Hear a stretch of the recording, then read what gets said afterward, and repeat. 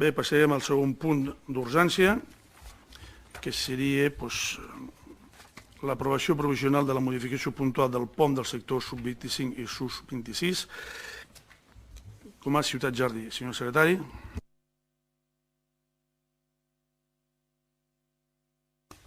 Sí, es tracta d'exposar que el 30 d'octubre es va aprovar inicialment la modificació puntual del POM, el sector sub-25 i 26, creant un nou sector que és el sector 9.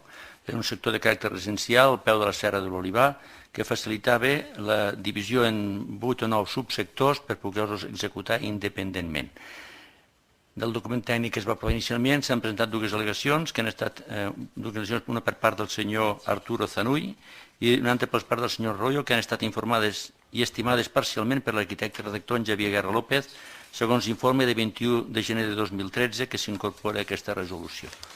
Que en definitiva el que es proposa és aprovar provisionalment la mateixa modificació puntual que llavors es va presentar i trametre l'expedient als serveis territorials d'urbanisme. Crec que dues al·legacions, les dues parlaven que hi havia una construcció de cadascun d'aquests propietaris que havia de formar part, per anar bé, del mateix sector on tenia la seva finca, la seva propietat, i això sembla que és el que ha arreglat l'arquitecte.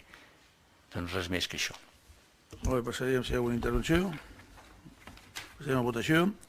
Vots en contra de la proposta, 2 d'iniciativa, abstencions, 2 del PSC, vots a favor. Seria en aquest cas el grup del Partit Popular, Esquerra Republicana i Convergència i Unió, per tant queda la proposta aprovada. Jo només vull fer un incís, tot i que potser s'hagués de fer abans, però no tampoc és d'això. Hem pogut detectar que últimament hi ha moltíssima, o almenys que tinguem comptabilitzat més de 4 parelles jóvens d'almaceies que ens han deixat per anar a viure a pobles de l'entorn, precisament per falta, en aquest cas, falta de terrenys per fer aquest tipus d'habitatge, sigui en aquest cas aparellades o aïllades.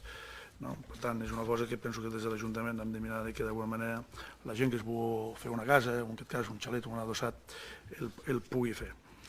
Bé, passaríem doncs que ja aprovada la proposta.